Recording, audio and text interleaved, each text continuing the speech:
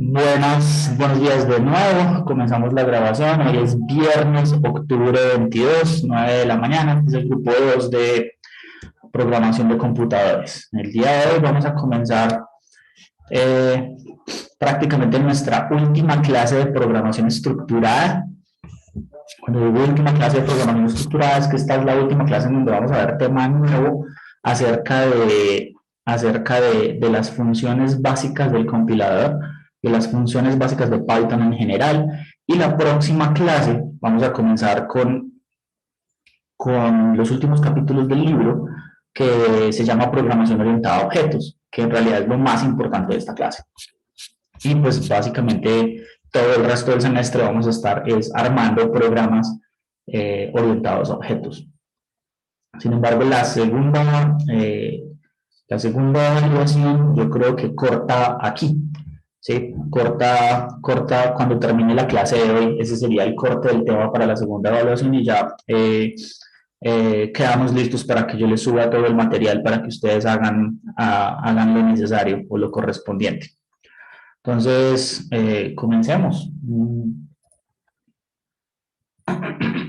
Les voy a mostrar primero dos conceptos básicos, ¿cierto? Por favor, necesito pasar el lapicito para esta pantalla.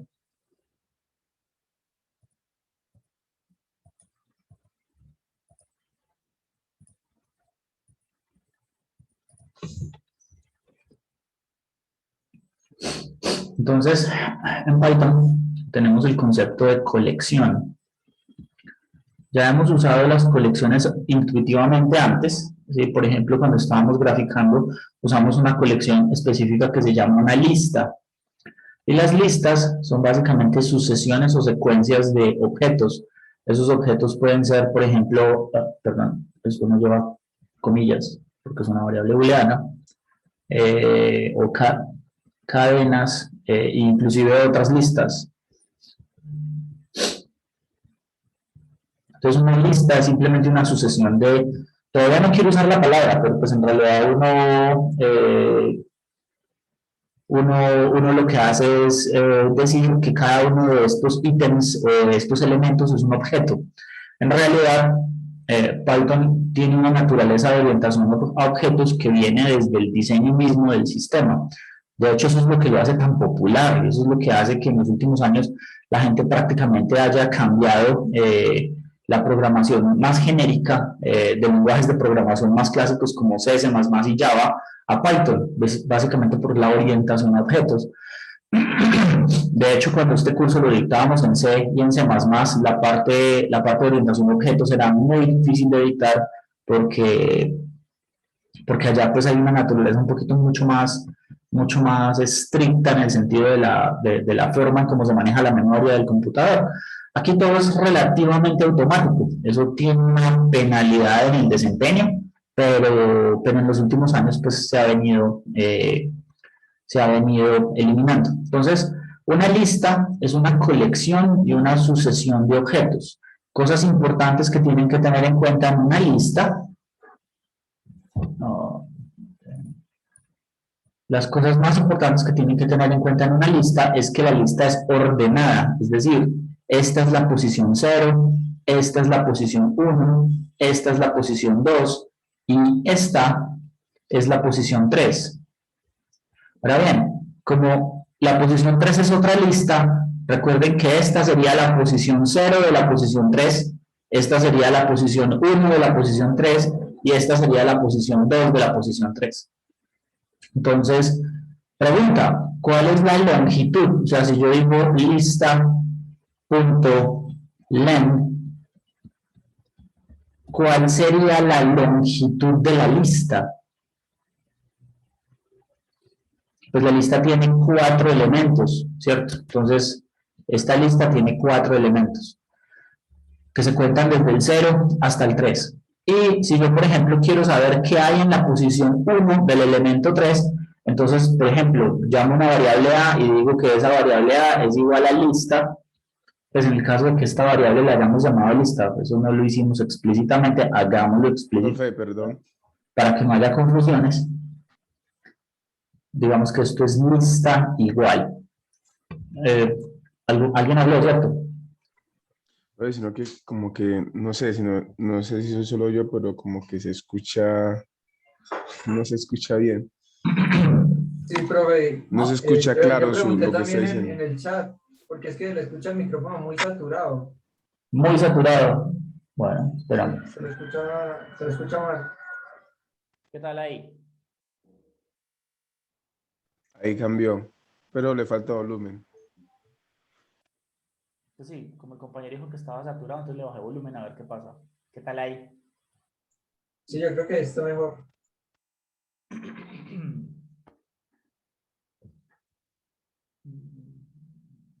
Curioso. Esto tiene es que una función adaptativa, pero esa función adaptativa todavía no se la han inventado bien. Entonces a veces es mejor poner el volumen en manual. ¿Qué tal ahí?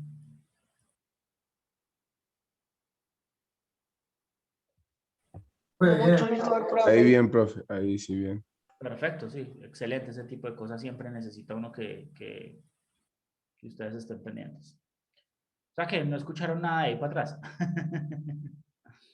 Sí, profe, sí lo escuchamos, solo que se escuchaba muy fuerte, pero ya se escucha bien. Bueno, perfecto. Entonces, estamos diciendo que si esta variable se llama lista y si lista tiene estos elementos, pues los elementos se enumeran de esa manera. La longitud de la lista siempre va a ser un número más que el último elemento porque el 0 cuenta. ¿Ya? Entonces, acuérdense que la posición 0 es una posición, o sea que esto tiene 4 elementos que van desde la posición 0 hasta la posición 3. Si yo pregunto cuál es la posición 2 de la lista, pues A tendría que imprimirme hola, ¿cierto?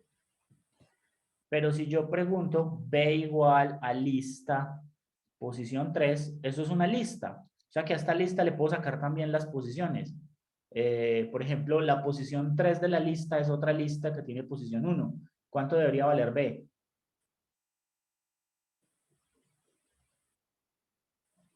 2. Muy bien, excelente. Ya, obviamente, como Python es orientado a objetos por naturaleza, entonces, si ustedes tienen una variable, por ejemplo, la variable frutas, igual, usted puede asignar manzanas, peras, no sé, uvas, etcétera, etcétera, etcétera. Entonces, obviamente, cuando usted escribe frutas y coloca el operador punto, aquí se le va a desplegar una lista en PyChart de todos los posibles métodos o todas las posibles cosas que usted puede hacer con una lista. Entonces, por ejemplo, alguna de ellas va a ser append. ¿Saben qué significa append en inglés? Entonces, aquí es donde les digo, en cualquier clase de programación, no solo aquí, sino en cualquier parte del mundo, queda absolutamente imposible hacer una enumeración uno por uno de las posibilidades, ¿cierto? Eso es porque las posibilidades son simplemente demasiadas y muchas de ellas son simplemente lógicas. Entonces, acá hay que mirar cuáles son las funciones principales. Por ejemplo, append simplemente es un método en donde usted le mete otro nuevo elemento, ¿cierto? Por ejemplo, banano,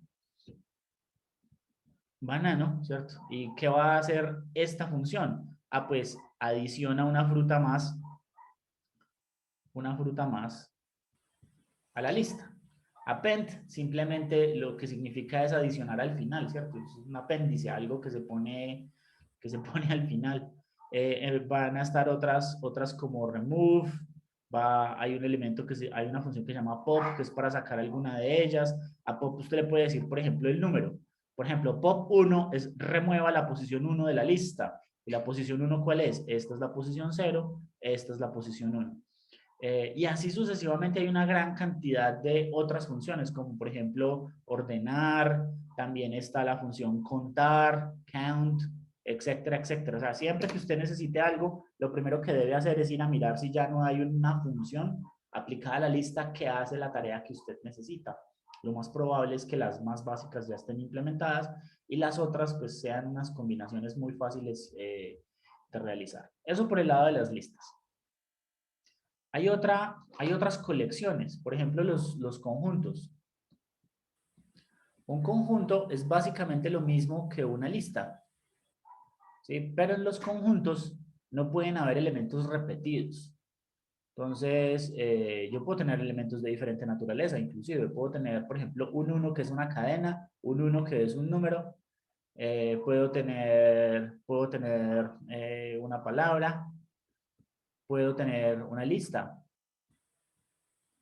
Lo que pasa es que hay algunas de estas que no se van a permitir en los conjuntos porque los conjuntos tienen que ser hasheables. Entonces, de hecho, hay que ponerle cuidado a cuáles sí y a cuáles no. Inclusive a mí, después de muchos años y aún todavía se me olvida, esto es hasheable, ¿sí o no? ¿Cierto? Entonces uno a veces tiene que ponerle cuidado. Es más, por ejemplo, en este momento me entró la duda si yo puedo meter una lista en un conjunto o no. Hay que mirarlo. ¿Por qué es eso, cierto? Porque los conjuntos tienen que tener una característica y es que primero no tienen elementos repetidos, segundo no tienen orden. O sea, usted en un conjunto no puede decir que esta es la posición 0. No, esto no se puede. En realidad, en un conjunto, por ejemplo, si este es el conjunto A y usted dice que al conjunto A pertenecen los elementos 1, 3, 9 y 5, yo aquí no puedo determinar cuál es el orden en que ellos están. Lo único que puedo saber es preguntarme, lo único que puedo saber es preguntarme si 1 pertenece a. Puedo hacer esta pregunta y la respuesta va a ser verdadero. Puedo preguntarme, 2 pertenece a, y la respuesta a esta pregunta va a ser falso. Puedo hacer otras cosas, por ejemplo, en conjuntos, ustedes saben que existe A unión B, la unión de dos conjuntos. A intersección B es la intersección de dos conjuntos. No tengo que explicar qué hacen unión e intersección, ¿cierto? Y, por ejemplo, A menos B. A menos B básicamente devuelve todos los conjuntos que están en A, pero no están en B. Eso se llama la diferencia. En fin, ¿cierto? Se hacen las operaciones básicas con conjuntos. No sé si haya algo adicional que yo deba mencionar acá. Obviamente que usted a un conjunto le puede adicionar cosas.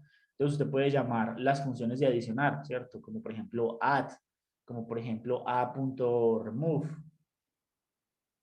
Y puede adicionar elementos, remover elementos y así sucesivamente.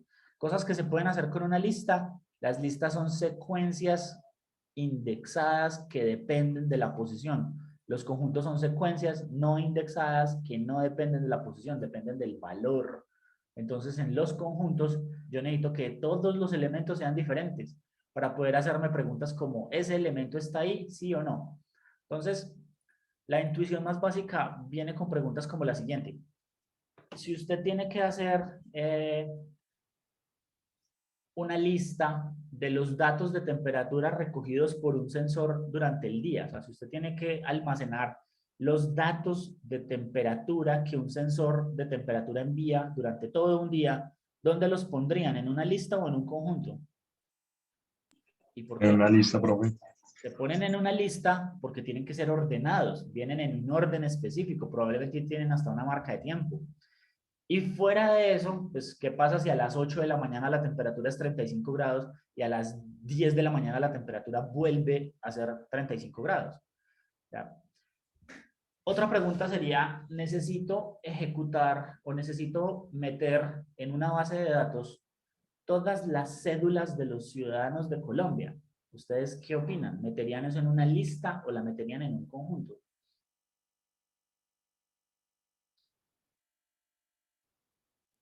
Bueno, un conjunto. Conjunto. ¿Y cuál fue la primera pista para saber que es un conjunto y no una lista? Porque el número de las células es único. Excelente, ¿cierto? Y eso en una base de datos se llama una llave, ¿cierto? Entonces, por ejemplo, el número en una base de datos, usted va a tener algo que identifica un registro del otro. Entonces, por ejemplo, el número de la cédula es único para cada persona, o en este caso para cada registro. Entonces, yo lo meto en un conjunto porque ese valor es único. Entonces, si luego voy a buscar por alguna de ellas, puedo decir, este número de cédula pertenece a ese conjunto. Entonces, ¿cuál es la diferencia fundamental al hacer eso? Yo puedo poner los números en una lista, pero si los pongo en una lista y luego me voy a preguntar si la cédula 10, 5, 28, 4, 22, 9 pertenece a la lista o no, entonces a Python o al computador le tocaría irse elemento por elemento de la lista, comparándolos todos, a ver si está o no está. Entonces, si la lista es de 100 elementos, bien, ¿cierto? Pero si la lista es de 1.000.000 de elementos, eso sería interminable. De hecho, ustedes lo pueden hacer, ¿no? Hagamos un ejemplo simple. Si su computadora es capaz de calcular 1.000 cédulas, es capaz de comparar 1.000 cédulas por segundo, ya comparar 1.000.000 de cédulas va a costar, ¿cuánto?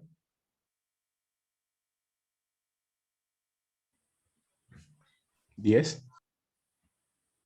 Entonces, ¿usted está dispuesto a esperar 10 segundos a que su computador le entregue el resultado de esa manera?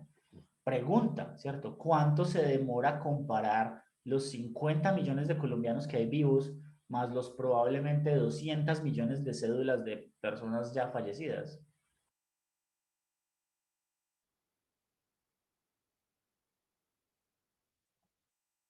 Pongamos el cálculo bajito, 100 millones de cédulas.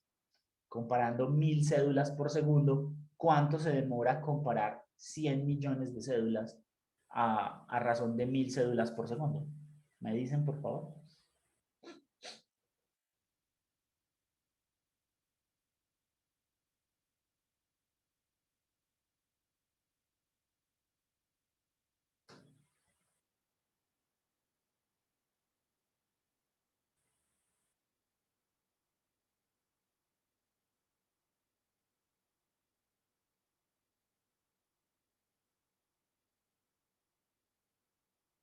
Hello. Aquí esto se vuelve una sesión de espiritismo. ¿Hay alguien ahí? No. Chicos, la pregunta es fácil. 100 millones de cédulas a razón de 1.000 cédulas por segundo.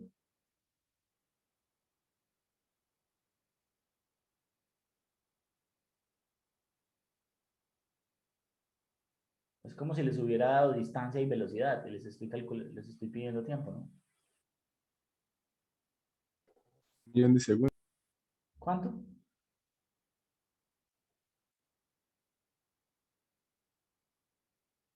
Entonces serían 100.000 segundos. Y 100.000 segundos, ¿cuánto es en algo más inteligible?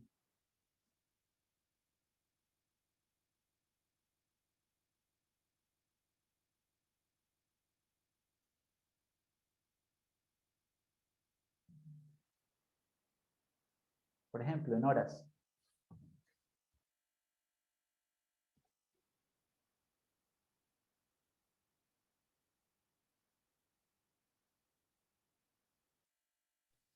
Si se divide entre 60 serían 1.600 minutos. 1.600 minutos Creo. dividido, otra vez dividido entre 60, ¿por qué? Daría 27,7 horas. ¿Dividido qué? No te escuché al último que habló. Pues de los 100.000 lo dividí en 3.600 segundos y da 27,7 horas. 27,7 horas, o sea, listo. Ese es más inteligible, es ligeramente más de un día, ¿cierto? O sea, esa forma de hacer el cálculo, de saber si un elemento está en una base de datos, no es posible, ¿cierto? Mientras que en el conjunto, como los elementos son únicos, entonces se utiliza algo que se llama un hash. Esta vez no voy a quemar mucho tiempo explicando la teoría que hay detrás de ese hash, pero digamos que es como una especie de fórmula matemática. Entonces esa fórmula matemática le dice al sistema si un elemento pertenece o no pertenece al conjunto en una sola instrucción y le dicen dónde en la memoria encontrarlo. Entonces, por eso ese tipo de tareas se hacen con conjuntos y no con listas, porque en una sola instrucción el computador te puede decir si el elemento pertenece al conjunto o no, mientras que para saber si un elemento pertenece a una lista, me toca recorrer la lista por completo. ¿Está claro eso? Pulgar arriba, por favor, si la diferencia entre conjunto y lista es clara para ustedes.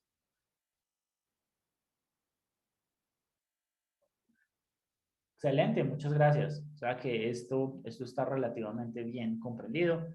Ya vamos a hacer un par de ejemplos a ver cómo nos va con eso.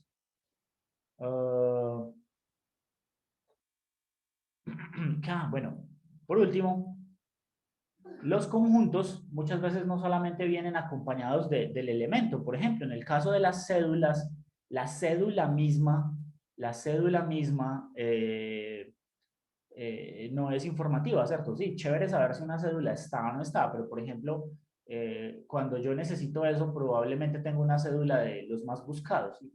¿No han visto que la policía mantiene con unos aparaticos amarillos? Son lo que se llama unas PDAs en donde meten los números de la cédula que le van preguntando a la gente.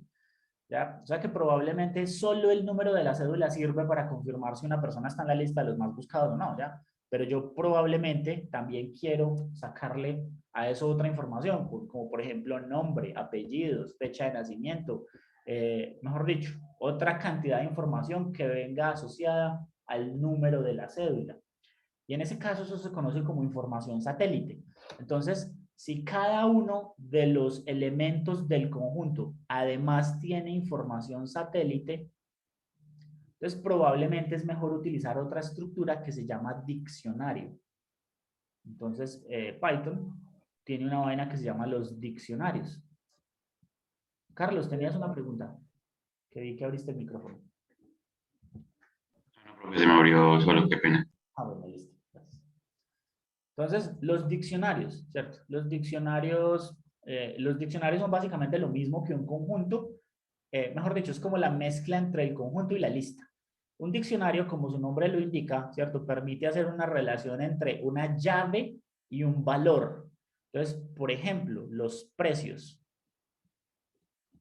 Entonces, yo puedo tener un diccionario que se llame precios, ¿ya? Y entonces, primero digo camisa, 2 puntos, 50.000, coma, pantalón, 2 puntos, 80.000, coma, correa, 2 puntos, 200.000.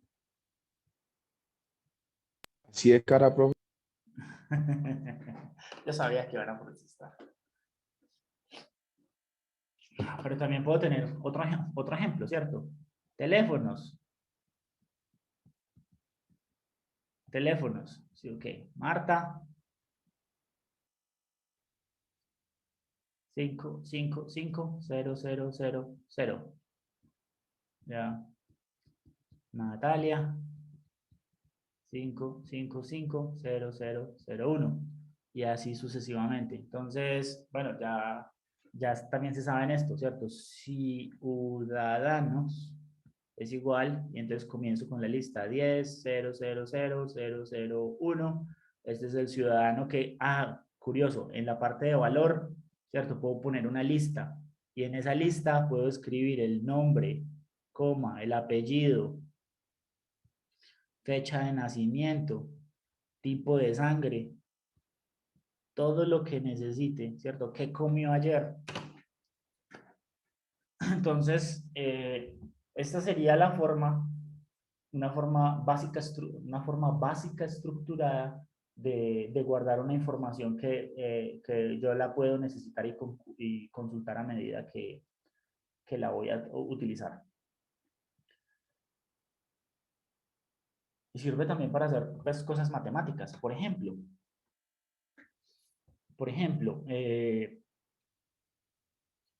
n factorial, ¿cierto? Ustedes saben que n factorial es igual a 1 por 2 por 3 por 4 y así sucesivamente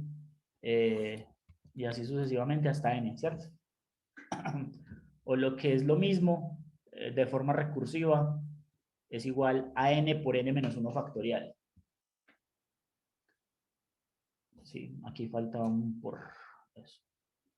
Es como si yo le sacara, para sacar el factorial de 5, necesito multiplicar a 5 por el factorial de 4. para multiplicar el factorial para sacar el factorial de 4 necesito multiplicar a 4 por el factorial de 3. Y así sucesivamente. Entonces, esto es lo que se conoce como formulación iterativa y esto se conoce como formulación recursiva. Algo recursivo es que se llama a sí mismo, ¿cierto? Una función recursiva se llama a sí mismo. Entonces resulta que calcular un factorial es una tarea muy intensa, ¿cierto? Si usted le pide el factorial de 5, pues bien, son 5 multiplicaciones, pero si usted le pide el factorial de 50 al computador, pues obviamente eso son muchas multiplicaciones, ¿no? Entonces mucha gente, y en realidad lo que uno hace es que cuando usted necesita el factorial, en realidad usted más bien guarda un diccionario factorial. Lo chévere es que los factoriales están definidos solo para los números enteros. Usted dice factorial de 1 es 1, factorial de 2 es 2, factorial de 3 es 6, factorial de 4, ¿cuál es el factorial de 4?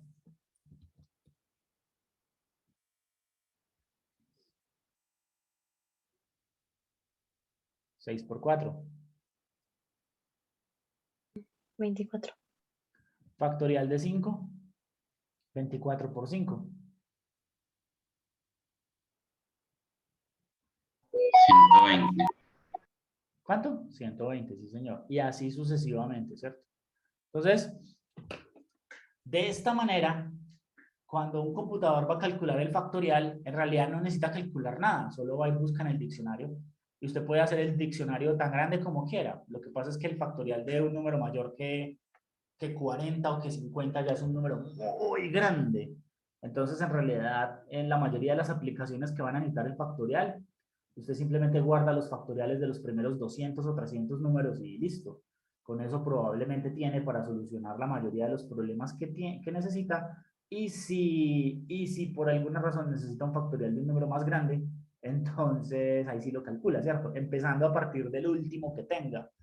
¿Ya? Entonces, por ejemplo, no es que usted vamos a hacer todas las multiplicaciones. Que me pidieron el factorial de 400 y solamente tenía los 300 primeros guardados. Entonces comienzo en 300, en el factorial de 300, y ahí sí multiplico por 301, por 302, por 300, hasta que llegue al que necesite. ¿Listos? Entonces miren que los diccionarios, que es básicamente una colección de llave-valor, ¿cierto? Es una colección de llave-valor, de parejas llave-valor, en donde yo tengo una llave, que es un elemento único que distingue la posición, y tengo los demás datos satelitales que están relacionados con esa llave. Me permite hacer un montón de cosas, operaciones de todo tipo, me permite utilizarlo inclusive para fórmulas matemáticas, etcétera, etcétera. Pulgar arriba, por favor, si se entiende la utilidad del diccionario. ¿Alguna pregunta con respecto a lo que acabo de decir?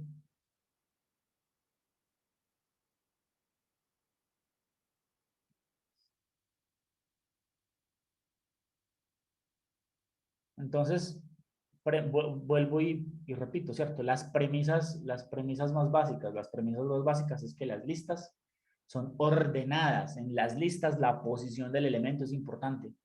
Por eso, las listas son demasiado lentas para almacenar cosas donde yo después necesite buscar un valor.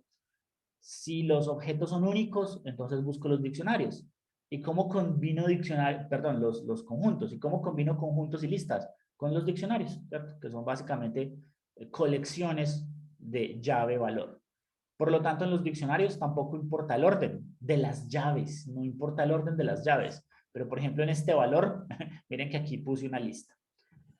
Chicos, y ustedes pueden hacer las combinaciones que quieran. Es decir, si por alguna razón la estructura del problema que ustedes tienen necesita una lista de conjuntos, se puede.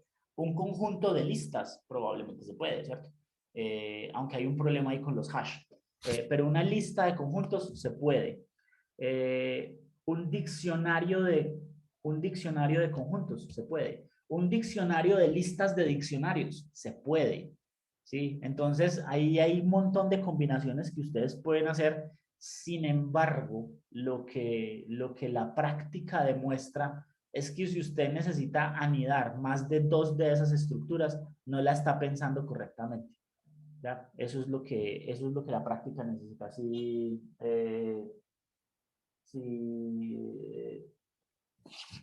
ustedes necesitan más de 2 de esas estructuras anidadas, por ejemplo, una lista de listas es lo normal, pero una lista de listas de conjuntos de otro tipo de elementos, ahí hay algo que probablemente se puede hacer de forma más simple.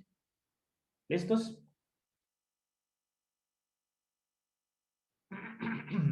¿Preguntas al respecto?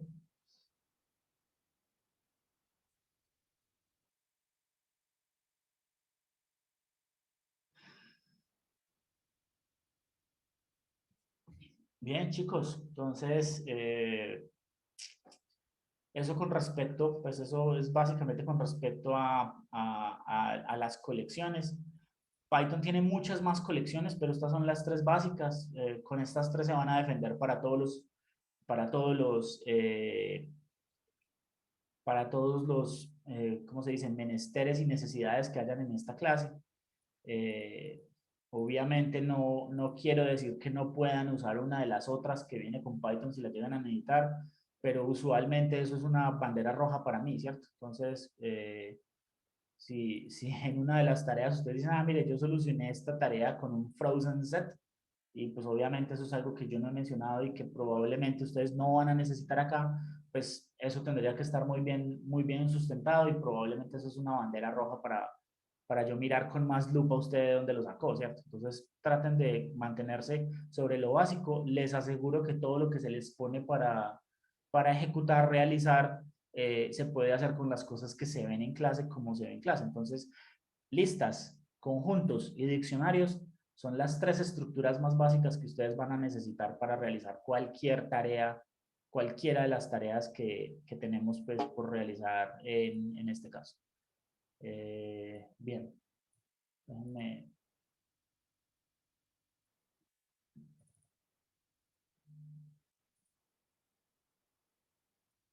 terminar acá.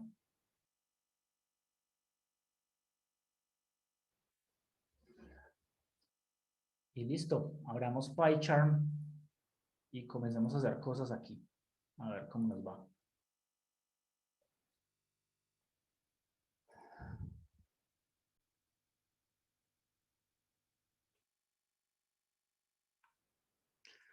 ¿Listos? Creemos un proyecto nuevo. Llamémoslo así, colecciones. Lo voy a crear en un ambiente virtual. Y el objetivo de crearlo en un ambiente virtual es que instalemos por lo menos el paquete de Matplotlib para hacer gráficas.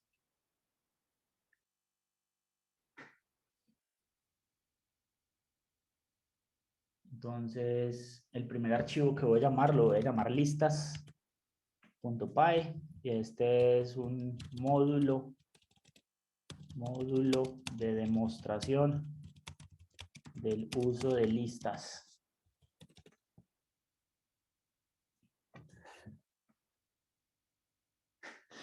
Vamos a ver, digámosle que importe matplotlib.pyplot as plt. Pues probablemente me está diciendo que no tiene ese módulo. Si yo me paro en él, dice instalar paquete matplotlib. Entonces le hago clic ahí y él solito comienza a instalar el paquete matplotlib. Ustedes también saben hacerlo de forma manual por Python Packages o por File Settings. Ahí me dice que el paquete está instalado. O sea, esta es probablemente la forma más fácil, pero ustedes lo pueden hacer de muchas otras maneras. Entonces, el paquete matplotlib básicamente me permite a mí graficar, ¿ya? Y entonces, hagamos un ejemplo simple inicialmente, en donde voy a graficar una onda seno contra el tiempo, ¿cierto? Entonces, tengo amplitud igual a 120 voltios. Voltios RMS frecuencia es igual a 60 Hz. 60 Hz. Fase. Digamos en general que la fase son 0 grados. Bueno, pongámosla en 10 grados para que sea más divertido.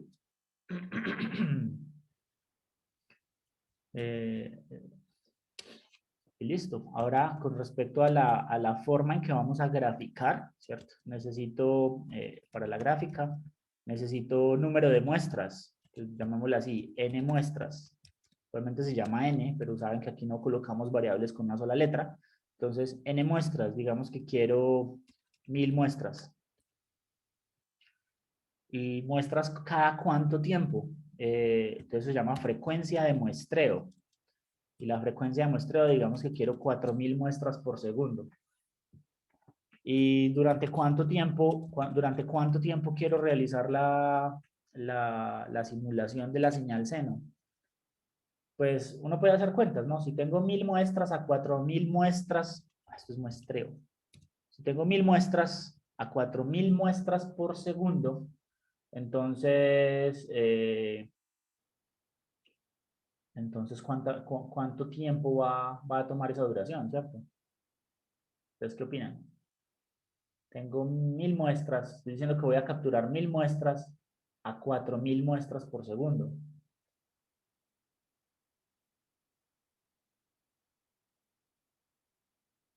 Pues la duración es un cuarto de segundo, ¿no? O sea, es n muestras dividido f de muestreo. No la calculemos porque igual solamente era para mirarla, pero bueno, dejémosla así.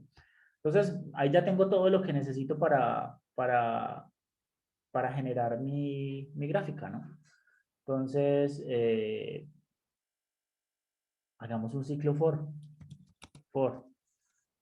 y en el rango, dijimos 1000 muestras, o sea, en el rango de 1000, ahí están las 1000 muestras y i va desde 0 hasta 999, ¿cierto? Entonces digo que la señal seno idal es igual. ¿Es igual a qué? A amplitud por el seno. Pero el seno es una función que no está todavía por ahí, entonces me toca venir acá y decirle que, le voy a decir from math, importe el seno, y de una vez sé que necesito pi, entonces también voy a importar a pi. Entonces necesito el seno de 2 por pi por frecuencia por tiempo. El tiempo es i más la fase. Y pues lo que acabo de hacer ahí es la ecuación de una señal sinusoidal normalita, como las que ustedes ven en matemáticas o no. ¿Cuál es el asunto? El asunto es que acá, como está, yo no estoy coleccionando ni los datos de tiempo, esto no lo llamemos i, llamémoslo tiempo más bien. Y entonces acá esta i en vez de i la voy a llamar tiempo. Sin embargo, ¿cierto? Yo voy a necesitar una lista para el tiempo que es igual a una lista vacía, y voy a necesitar una lista para la señal que es igual a otra lista vacía. Entonces miren la forma de inicializar listas vacías. Y después del que lo calculo, digo, a la lista de tiempo, agréguele el tiempo. Y a la lista de la señal, agréguele la senoidal. Entonces, al terminar este ciclo for, yo voy a poder ver, aquí me faltó append. Eso. Al finalizar este ciclo, yo voy a poder ver todos los datos que pertenecen al tiempo y todos los datos que pertenecen a la señal. Entonces, la mejor forma de ver eso es simplemente del módulo de gráficas. Le voy a decir que graphic, y esto me pide la señal en el eje de las X y la señal en el eje de las Y. Para mí la señal en el eje de las X es el tiempo y la señal en el eje de las Y es la señal, y no voy a hacer nada más diferente a mostrar la ventana de la gráfica. Entonces, corramos eso a ver qué errores tiene, o si corre bien, o corre bien, pero no es lo esperado, tengo un error en la fórmula.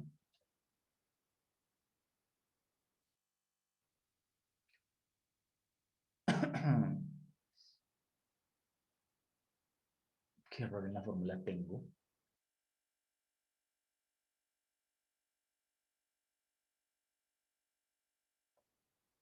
Ah, claro.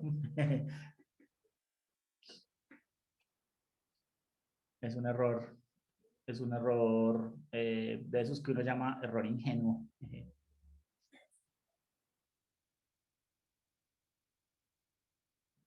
Sí, aquí utilicé como tiempo, utilicé el mismo contador. Ya, en realidad esto no es así, esto es i, va entre esa y la otra, ¿cierto? Pero tiempo es igual, y entonces miren que yo dije que la frecuencia de muestreo tenía que ser 4000 muestras por segundo, y ese dato no lo usé, ¿cierto? Entonces en realidad tiempo es igual a i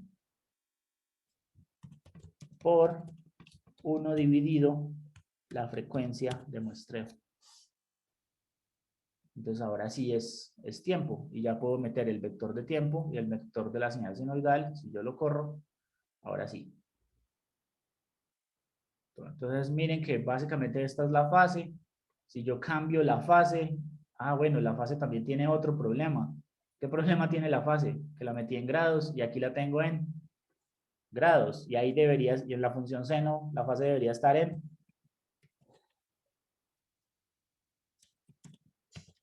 qué debería estar? En radianes. Entonces, esa fase la tengo que convertir a radianes. Entonces, ahora sí tiene sentido mi gráfica, ¿cierto? Entonces, miren que ahí está corrida a 10 grados. ¿Qué pasa si la corro a 90 grados? Esto es lo que pasa. ¿Qué pasa si la corro 45 grados? Pues la debo ver en la mitad de la creciente, pum, por ahí, eso, ahí está más o menos. Y pues por ahora estoy graficando 1000 datos. Yo podría graficar menos datos, por ejemplo 600. Si grafico 600 datos, pues voy a ver, miren el error que tengo. Número de muestras lo puse aquí, pero cuando me vine acá volví a escribir 1000. Ese es otro error, número de muestras. Ahora sí, número de muestras controla el ciclo for. Entonces miren que a medida que yo voy bajando el número de muestras, pues puedo ver menos periodos, ¿no? 300. Ahí está. Y pues probablemente cuando vean la clase de señales, ustedes van a tener muchos más criterios para decidir cuántas muestras y qué velocidad de muestreo escogen para una señal determinada. Pero por ahora, esto es suficiente para que grafiquen las funciones típicas de matemáticas utilizando listas y conociendo exactamente cuáles son los elementos de la lista. Entonces, por ejemplo, yo también podría imprimir en consola, y yo le puedo decir imprimir en consola la lista de la señal. Si ustedes imprimen en consola la lista de la señal, pues miren, van a obtener una lista con todos los valores numéricos de cada una de las 200 posiciones que le pedí. Y ustedes podrían decir que también quieren ver cuál es el primer elemento. Entonces, print, el primer elemento de la señal es lista, señal, el primer elemento es el elemento 0. Y podrían pedirle el último elemento. Yo quiero ver cuál es el último elemento de la señal. El último elemento es el elemento -1. Porque yo empiezo a contar desde 0 hasta n-1, pero también me puedo ir desde -1 hasta n. ¿Cierto? Si necesito indexar los elementos de la lista de atrás para adelante o de adelante para atrás, lo hago de esa manera. Entonces, miren, ahí me dice el primer elemento de su lista es 84.85 algo y el último elemento es 76. O sea, claro, miremos, el primer elemento es el primer dático que está acá. Bueno, ustedes saben que ustedes pueden jugar con este plot como quieran. Por ejemplo, pueden decirle que lo quieren de color azul, que lo quieren en cada punto que marque un asterisco y que una los asteriscos con una línea. Entonces, comienzan a modificar la gráfica como ustedes lo necesiten. Pueden decirle que quieren encender la cuadrícula. Pero esto es PLT, perdón, PLT, encienden la cuadrícula. Si hacen eso, entonces pueden ver Pueden ver la gráfica con cuadrícula en el color que la necesiten. Le pueden poner título al eje de las X, título al eje de las Y. Eso se llama X-Label. Y entonces el X-Label en este caso es tiempo. PLT, el Y-Label, en este caso ya digamos que es voltaje. Entonces miren como ustedes comienzan a hacer una gráfica que pues obviamente ya es de mucha mejor calidad. Para los informes de laboratorio, que ustedes van a ver 13 laboratorios en el transcurso de su carrera. Entonces en los laboratorios de ingeniería, lo más probable es que a los profesores no les guste una gráfica hecha de cualquier manera, ¿cierto? Entonces ustedes pueden meter los datos en Python, ponen los datos en una lista y empiezan a generar estas gráficas y le dicen grabar la figura, y esta figura es la que se llevan al documento del informe de laboratorio. Y por ejemplo, plt.title es el título de la gráfica, ¿sí? Señal de voltaje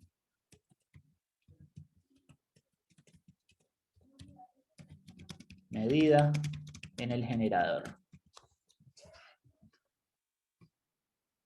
¿Sí? Entonces, esta es la señal de voltaje que usted midió en el generador. Probablemente si la señal de voltaje viene como esta, ¿sí? El profesor les va a decir, uy, qué señal tan bonita, o sea, ¿de dónde la simuló? No parece una señal adquirida en el laboratorio de forma real, porque las señales que se adquieren en el laboratorio de forma real tienen ruido, y esta está perfecta. Entonces, la ventaja es que el ruido también se puede simular, ¿no? Entonces, ustedes pueden generar, por ejemplo, digámosle, from random, import, random. Generemos un número, no, mejor Gauss. Un ruido gaussiano. Y entonces aquí le decimos más Gauss, que tiene media cero y desviación, la magnitud es 120, desviación digamos el 0.2% de la amplitud. Uy, yo coloqué amplitud con A mayúscula y nadie me protestó. Lo mismo aquí, usé estas porque esto es más como nomenclatura de MATLAB, pero esto es N muestras, esto es F de muestreo.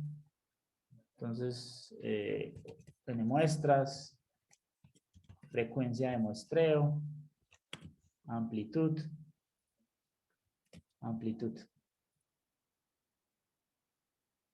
¿Listos? Entonces, bueno, esta sí parece una señal de esas que usted adquiere en el laboratorio, porque en el laboratorio si la señal es recogida de verdad se va a ver más así que la señal bonita que estábamos mostrando ahorita. Pero entonces este valor que tengo acá es uno de esos que llaman números mágicos. Y no nos gustan los números mágicos, entonces coloquemos aquí ruido. Y el ruido lo colocamos en %. Entonces, por ejemplo, 2%. Entonces, si vamos a colocar el ruido ahí por %, tengo que cambiar este número mágico por ruido dividido 100. Bueno, y entonces ahorita sí, el ruido se puede controlar desde aquí. Una señal con ruido del 2% se ve así. Una señal con ruido del 5% se ve así. Una señal con ruido del 15% se ve así. ¿Ya?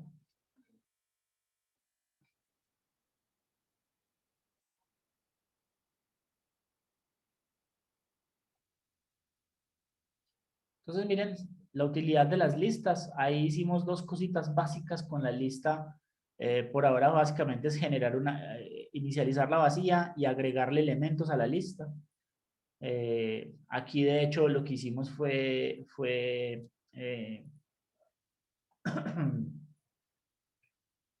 que me imprimiera en pantalla el primer y el último valor de la lista para yo poderlos ver y puedo hacer cosas con ellos, ¿no? Compararlos, lo que sea, lo que se necesite. Yo puedo tener inclusive dos dos listas separadas. Puedo decir lista de la señal ruidosa es igual a una lista vacía. Y entonces más bien acá le doy un enter y digo ruidosa es igual a la senoidal normal más el ruido. Entonces miren que lo que acabo de hacer es coger y separar la señal perfecta de la señal con ruido. Y entonces ahora que separé la señal perfecta de la señal con ruido, puedo meter la otra lista que se llame ruidosa y decir que le agregue la ruidosa. Y ahora que están separadas, la senoidal y la ruidosa, lo que puedo hacer es graficar las dos. Para graficar las dos necesito antes que cualquier cosa un comando que se llama hold on. Hold. Le voy a decir on para decir que grafique la siguiente encima de la anterior.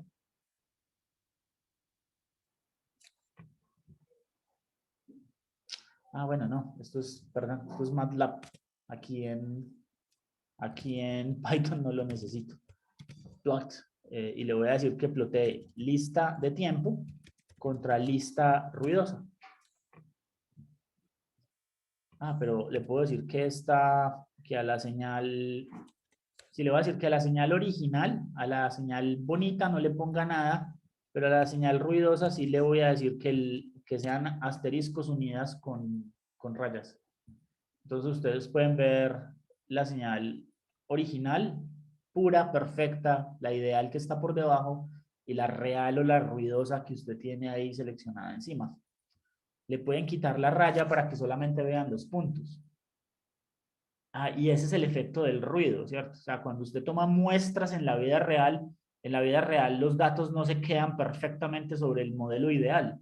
Los datos son un modelo ideal más una contaminación que viene de los materiales, del sistema, del instrumento de medida que tiene una incertidumbre y un error asociado.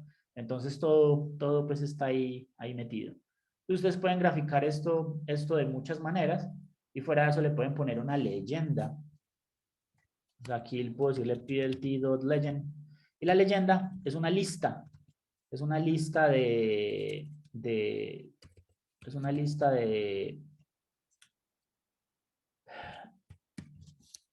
nombres. A la primera le voy a decir señal limpia o ideal, más bien señal ideal. Esas solamente se ven en el tablero o en el simulador. Señal real.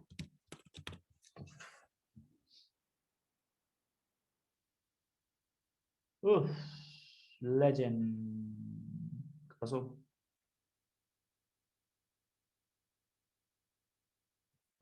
Creo que necesito meter esto en una lista. Sí. Gracias. Sí, curioso, lo dije y no lo hice. La leyenda es una lista de los nombres de cada una de las señales, de tal manera que cuando usted arma la gráfica, aquí la leyenda dice, mire, la azulita es la señal real y los puntos es la señal ideal y los puntos es la señal real. Y entonces viene marcada de esa manera.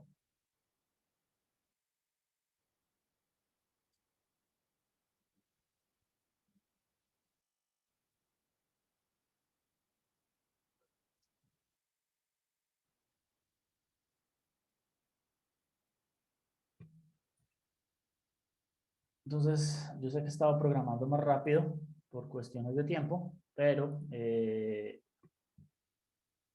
aquí es donde les puedo dar tiempo para que los que están programando conmigo puedan alcanzar este punto, mirar que no tengan errores, mirar que entendieron cada una de las partes. Me imagino que este lado, que ahí donde está es interesante. Por favor, pulgares arriba cuando hayan alcanzado a ver la gráfica como la tengo ahí.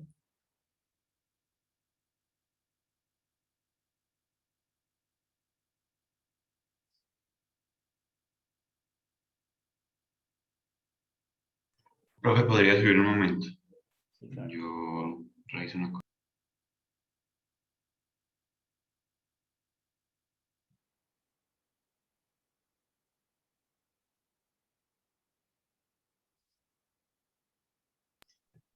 Listo, profe, gracias.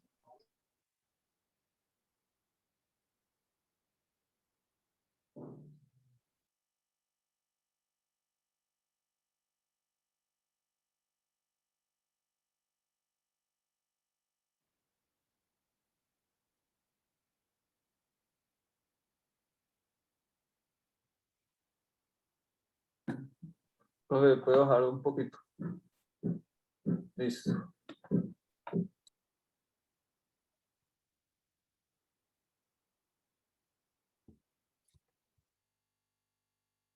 Todavía se ve bien en ese tamaño de letras para que se vea más pantalla.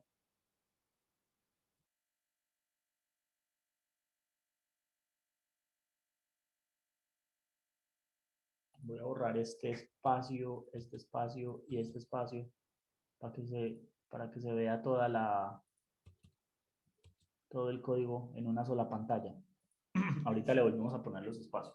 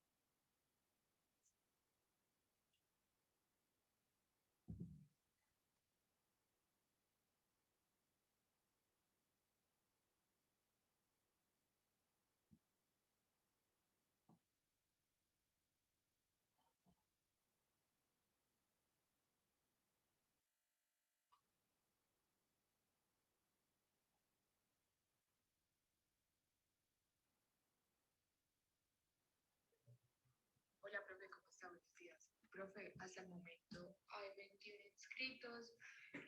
Hay uno en duda porque me está haciendo una pregunta y pues el ingeniero me dijo que te preguntara directamente. El estudiante pregunta que si en el curso se van a realizar evaluaciones y se van a exigir trabajos para entregas. Porque que si ese es el caso, que si se van a hacer esas actividades, que pues él no puede entrar porque ya tiene 4 materias. Entonces me dice ahí para decirle a él si se van a hacer o no. Y por otro lado, hay un estudiante del doctorado, pues que el ingeniero dijo que lo dejáramos entrar y tiene también otra duda. Dice que qué requisitos técnicos o administrativos necesita para poder aplicar el curso. Cierto que ninguno. O bueno, pues yo te comento porque me da cosa ponerme a responder.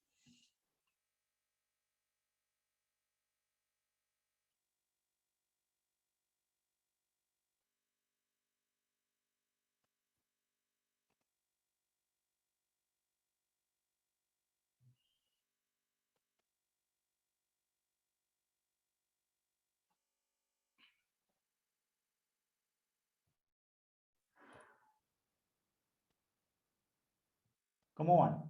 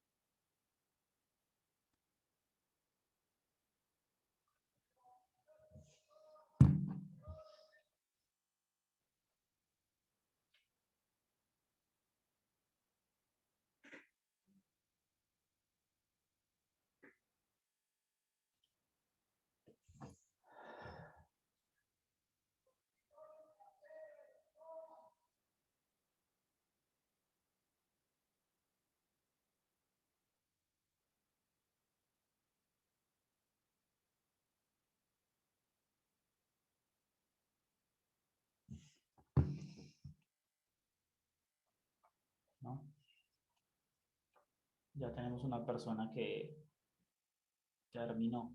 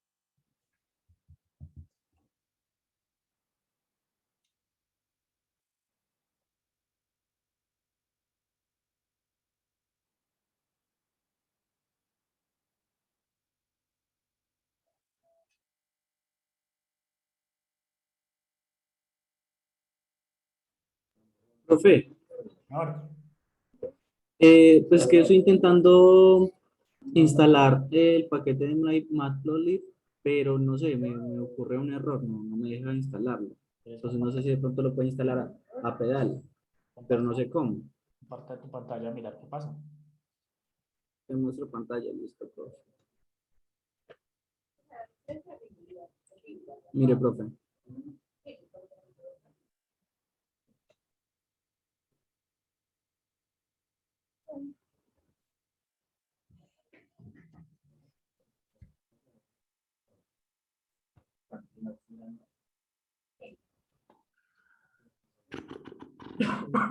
Cancela, o sea, cierra ese pedazo un momentico. O ¿Cómo así, profe? dame el control de tu máquina si no te molesta. Ok.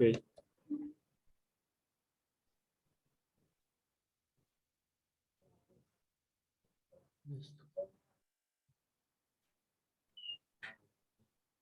Ok. Entonces, tenemos un proyecto. Veamos cuáles son los detalles.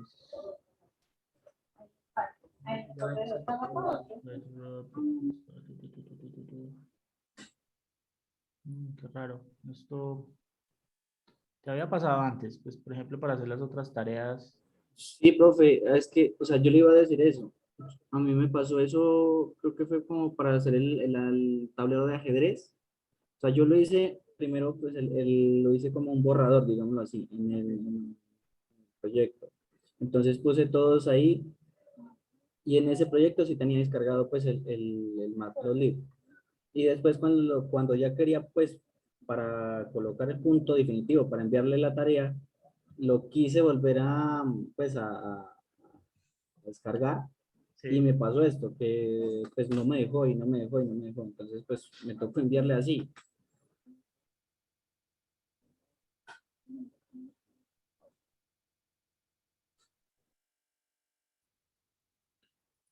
Pero estás usando una versión diferente. A ver, esta es la 4. Bajemos la 3.4. Details.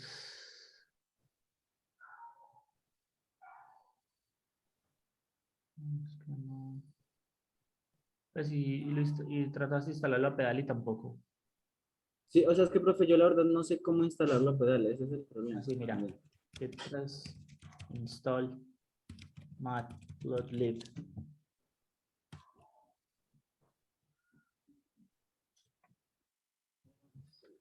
Ah, es tu antivirus el que no está dejando. Ah, usa el antivirus.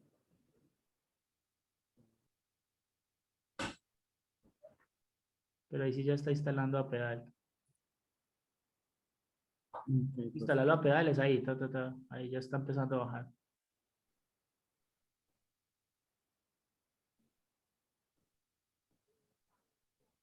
Sí, ahí desde la terminal lo forzamos. Él lo que estaba pensando era que PyCharm estaba haciendo una cosa ilícita y entonces tu antivirus estaba bloqueando el procedimiento. Ok, profe. Pero en realidad cuando lo haces desde la terminal no es PyCharm, es el sistema operativo. Es un Entonces, problema externo, digámoslo así. Exacto, entonces por eso falla la instalación desde PyCharm, porque tu antivirus está configurado para que no deje hacerlo. ¿Qué antivirus es ese? Nunca habías visto, yo nunca había visto ese nombre. Mira, Pues, ahí ya te dijo que la instalación fue exitosa. Y pues una recomendación es que instales la última versión de PyCharm. Esta versión está como muy viejita, que sí, profe, esa es la 2.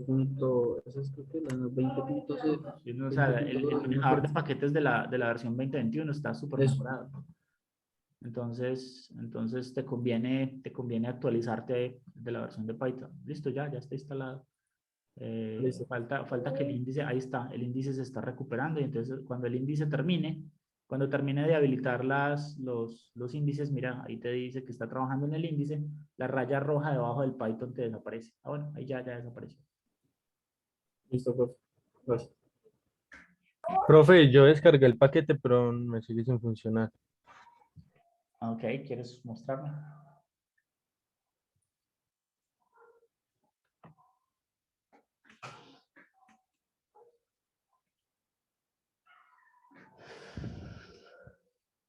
Es que es con B, no con P.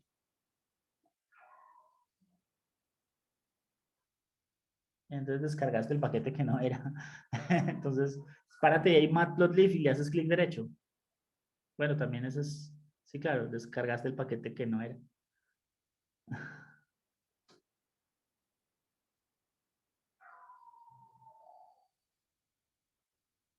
Eso.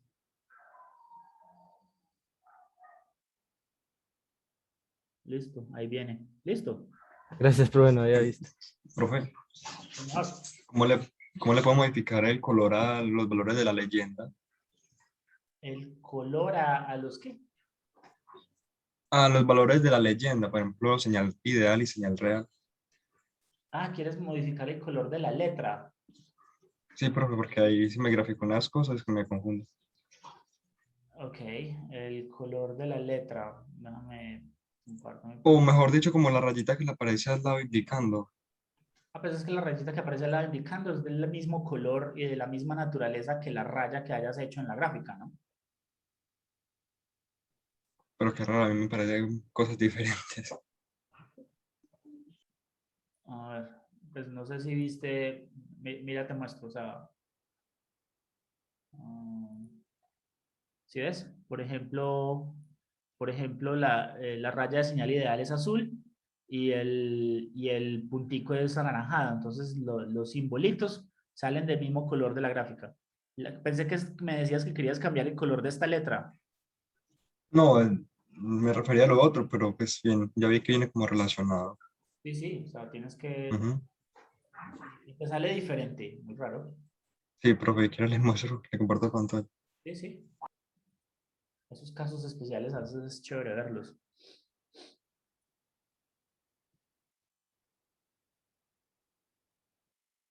Allá, mira que tienes un problema y es que tienes la línea 35 dos veces. Estás graficando la señal dos veces. Yo te diría que borres la línea 36, es bórrala. Bien, ahora sí, córrelo. Listo, ahí ya salió como era, ¿cierto? Era la línea 36 que al hacerla repetida y le estabas poniendo que la gráfica estaba en blanco. Entonces por eso te salía algo diferente. ¿Ok?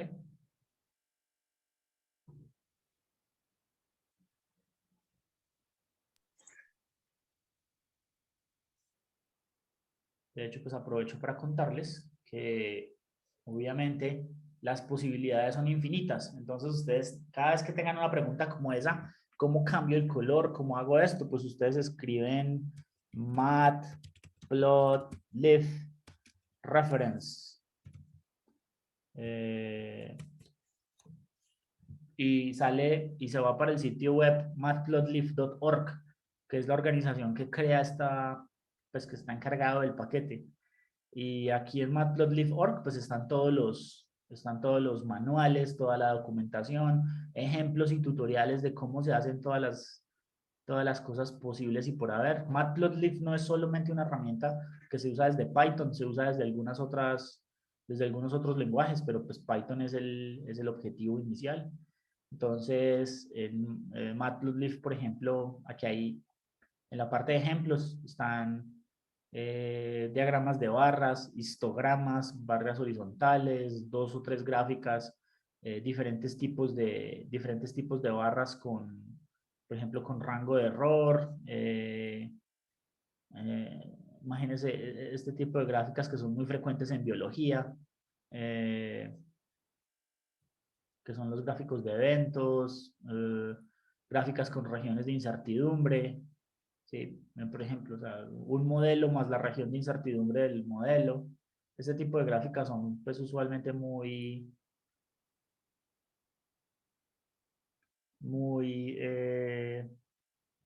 utilizadas. Entonces, y aquí están los tutoriales. Obviamente los tutoriales son unos ejemplos más básicos, líneas, ¿cierto? Cómo usar pyplot, algunos ejemplos de demostración, parámetros. Miren algo parecido a la gráfica que estábamos haciendo. Pero fuera de eso, le hacen que la pantalla se parezca a la de un osciloscopio similar a la que ustedes tendrían en el laboratorio. O sea, todo eso lo pueden hacer y pues en el tutorial están todos los ejemplos de cómo se hace, ¿cierto? Y fuera de eso está la documentación. Ustedes pueden ir a cualquiera de las funciones que necesitan utilizar y las funciones tienen los parámetros. Entonces aquí está la forma en cómo se instala y cómo se actualiza, en fin. Es matplotlib.org, contiene toda la información que necesitan para hacerlo. Lo que voy a hacer en este momento es una pequeña mejora, llamémoslo así, sobre esta funcionalidad, ¿no? Miren que aquí hay dos cosas diferentes, ¿sí? La forma en como hice el programa se llama forma de script. El problema es que este script como tal no es utilizable sino exactamente como está ahí. Mientras que yo pude haber hecho cosas como, por ejemplo, miren esta función. Esta función podría ser una función que tiene esos parámetros. Entonces, más bien, en vez de hacer esto que está acá, ¿cierto? O en vez de hacer eso que hice ahí, voy a decirle, defina senoidal. Voy a definir una función senoidal que tiene amplitud, frecuencia,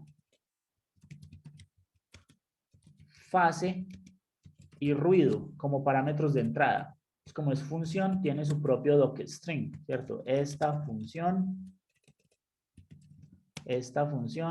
calcula los valores instantáneos, los valores de una, lo voy a hacer instantáneo o voy a hacer, no, hagamos instantáneo, los valores instantáneos de una senoidal. Entonces, amplitud, valor de amplitud de la señal, frecuencia en hertz, fase en grados, ruido en %. Retorna dos valores, ¿cierto? La señal ideal y la señal real. Entonces, de entrada, yo ya dije que retorna. Yo a veces siempre prefiero escribir primero el return para saber exactamente qué debo calcular. Ideal y real. Y ya sé que el ideal lo saco de aquí, ¿cierto? Entonces, el ideal es esta misma operación. Entonces vengo acá y la pongo ahí. Y me acabo de dar cuenta que tengo una variable que se llama tiempo, que no he metido en ninguna parte. Entonces, toca meterla ahí en algún lado. La voy a meter acá. Tiempo. Y esta señal que está por aquí, en esto lo llamamos ideal. Y hay otra que se llama real, que es igual a la ideal más el ruido. Y esa también la puedo copiar de acá. Entonces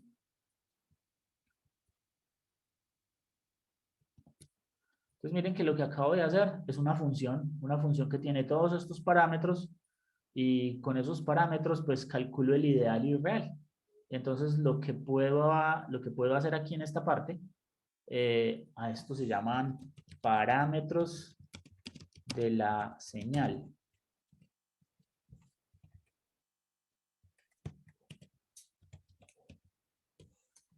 Esto se llama, esto es lo que necesito para hacer las gráficas, ¿cierto? Y entonces este ciclo for en realidad está ahí únicamente para hacer las gráficas. Entonces en vez de esto, yo simplemente digo senoidal, coma, ruidosa,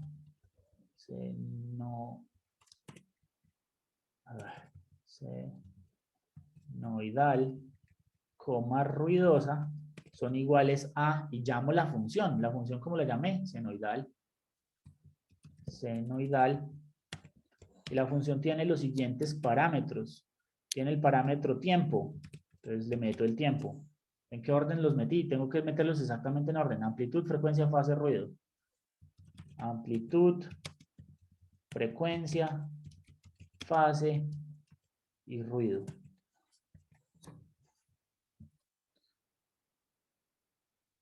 Esto se llama, también la escribí mal, senoidal. Eso. Y ahora sí, ya la escribí bien. Entonces, miren que yo pues puedo tener básicamente el cálculo de ese pedazo dentro de una función senoidal, ¿cierto? Que se llama, que calcula valores instantáneos. Pero de hecho, los valores de toda la señal los puedo también meter en una función que se llame simulación, ¿cierto? Entonces voy a generar otra función simular la señal completa. Y para simular la señal completa, los parámetros que voy a necesitar son número de muestras y frecuencia de muestreo. Esos son los parámetros básicos que voy a necesitar para simular la señal. Es una función, necesita su propio docstring. Esta función, ¿cierto?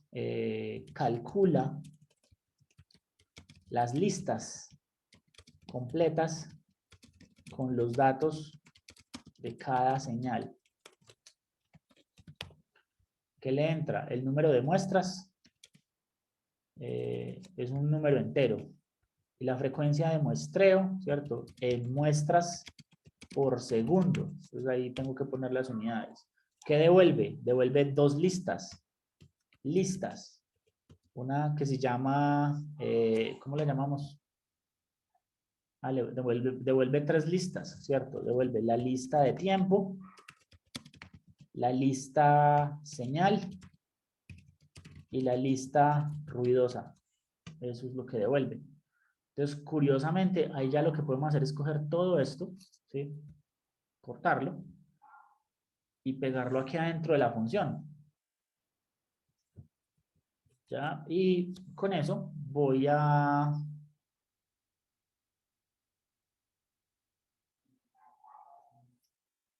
Ok, esto se llama...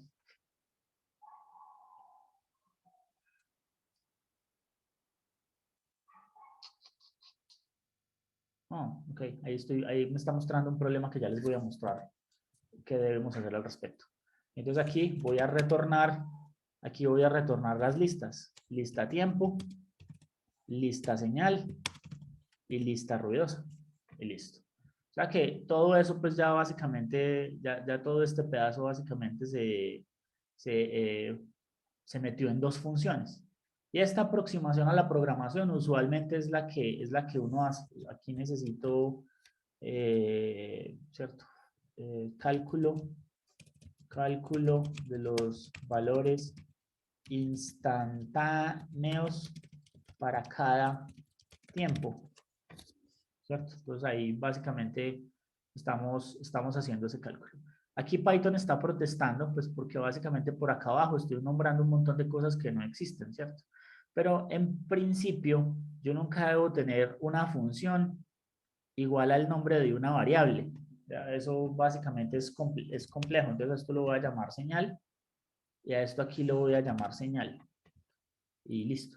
Y problema solucionado. Entonces, miren que los nombres de las variables ahorita son locales. Por ejemplo, esta variable tiempo existe solamente desde el momento en que entra aquí hasta el momento que se usa acá.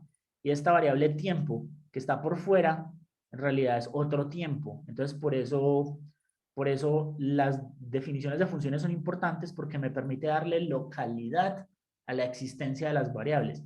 estas variables, tiempo, amplitud, frecuencia, fase, ruido, prácticamente son definidas en el momento en que entran a la función y mueren cuando la función retorna. Ese es el span de vida de esa variable, con excepciones. Entonces hay que mirar muy bien eso. Por eso PyCharm, para evitar problemas, y mientras ustedes están empezando y distinguen cuando ese problema se llama sombra, distinguen cuando hay sombra y cuando no, PyCharm a veces les dice, ah, mire, vea, este nombre de esta variable le hace sombra a un nombre que está en otra parte. Entonces es mejor que usted se asegure que no comparte nombres. ¿De acuerdo? Esa es básicamente la idea. Por ejemplo, aquí yo llamé a esto amplitud, frecuencia, fase, ruido, que es exactamente este mismo amplitud, frecuencia, fase, ruido, y todo el error que me está mostrando es que me dice, mire, le hace shadow, le hace sombra al nombre amplitud que está por fuera. No deberías llamarlo así. Y en realidad uno no debería llamarlo así, ¿cierto? Uno debería ponerle a esto otro nombre. Llamémoslo AMPL, FREC. Esto llamémoslo en inglés, face. Y esto lo llamémoslo en inglés, noise. Listo. Y este es las gráficas, ¿cierto? Miren que en esta función ya lo llamé número de muestras y frecuencia de muestreo. Entonces, claro, aquí estoy usando número de muestras, que es el valor que está abajo, n muestras. Esto debería ser número de muestras de esta función. Y frecuencia de muestreo debe ser la frecuencia de muestreo que va en esta función. ¿Sí? Entonces, miren que yo aquí tengo amplitud, frecuencia, fase, ruido. Esto debió haber entrado en alguna parte, ¿ya? Porque para poderlos utilizar aquí adentro, lo necesito en alguna parte entrar. Ya les voy a mostrar qué hacer al respecto. Entonces, mejor dicho, el ejercicio que estamos haciendo en estos minutos que nos quedan de clase es tratar de justificar, ¿cierto? Por qué es mejor hacerlo de forma funcional. Definir funciones para cada una de las tareas pequeñas. Ahora bien, definir funciones para cada una de las tareas pequeñas trae el problema de la pasada de parámetros.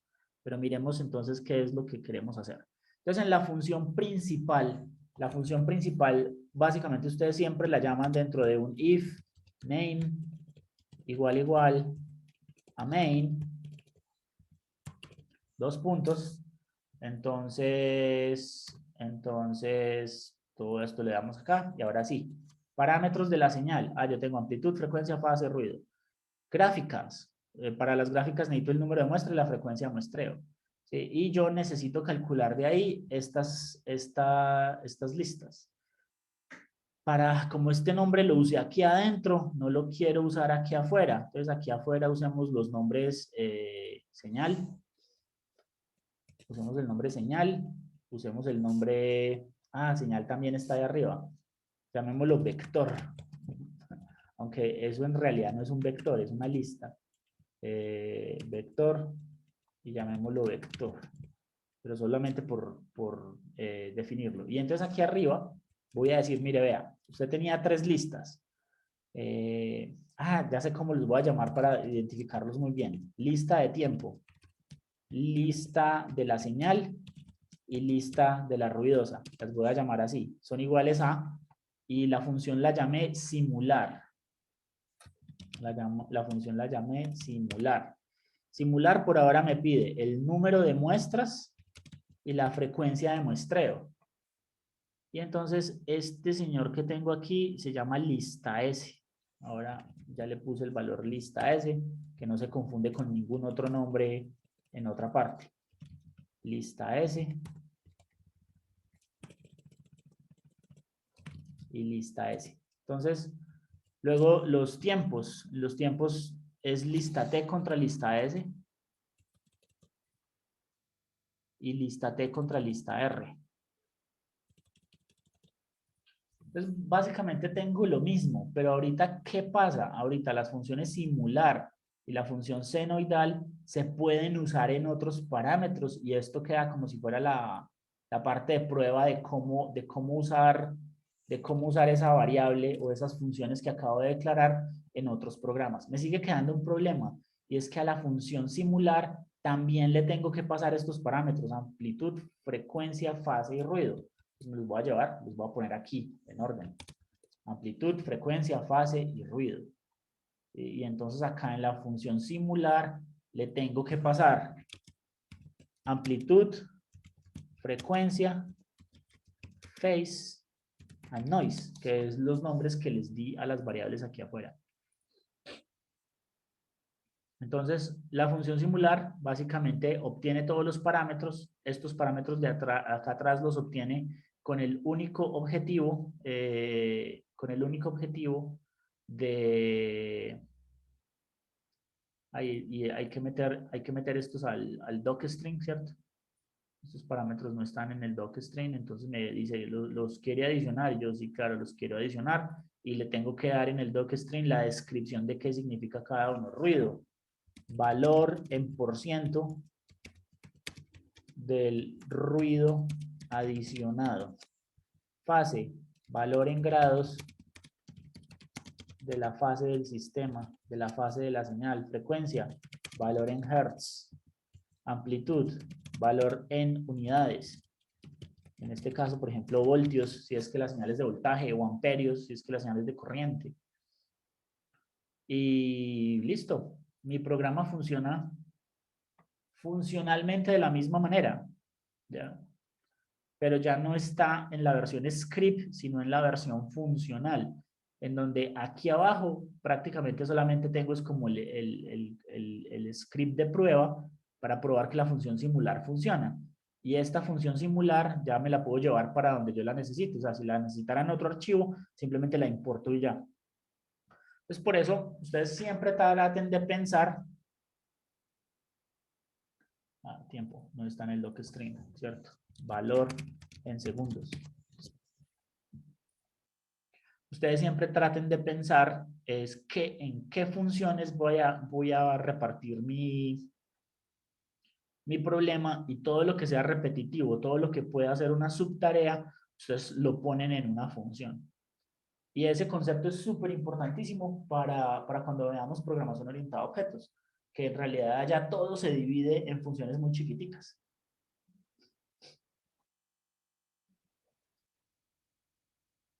Yo sé que esto que estoy haciendo pues es muy rápido, probablemente ustedes han estado viéndome divagar en la pantalla mientras hago esto. Ahora lo que necesito es que pues se tomen un tiempito y me vayan diciendo qué problemas tienen a la hora de volver esto una función. Entonces, hagamos algo pues para poder que tengan las pantallas completas. Tomen un pantallazo aquí, por favor.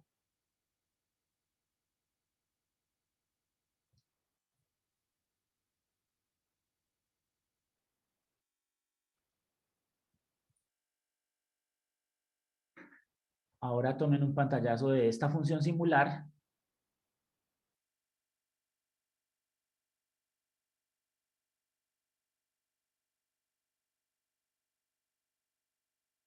Y por último, tomen un pantallazo de la primera parte.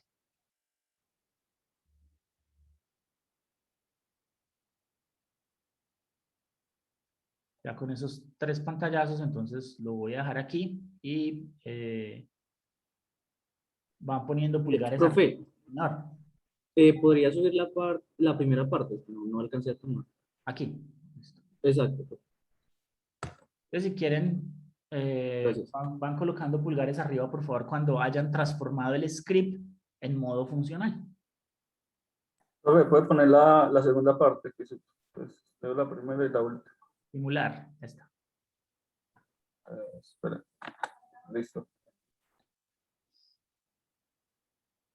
Listo. Lo voy a bajar en la última, que es la que está llamando a la función simular.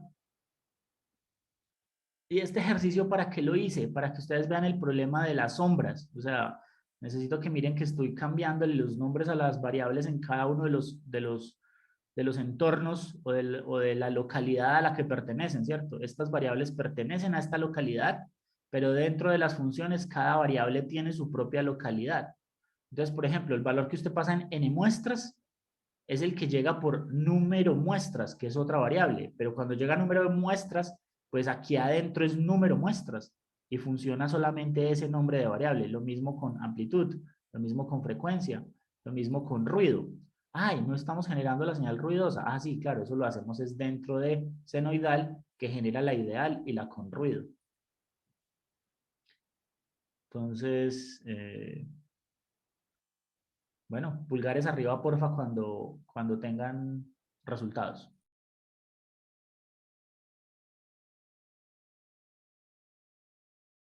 O me van diciendo qué problema tienen, si alguien necesita compartir pantalla.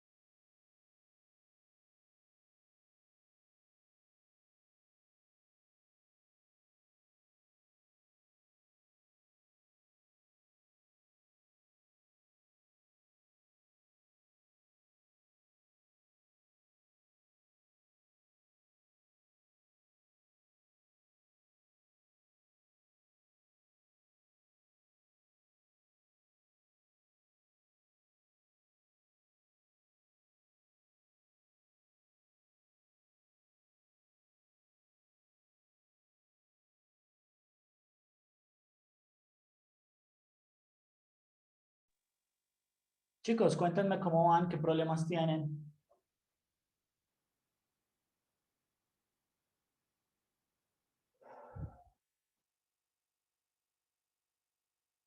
Bueno, en ese caso, entonces... Estaba terminando apenas de escribirlo.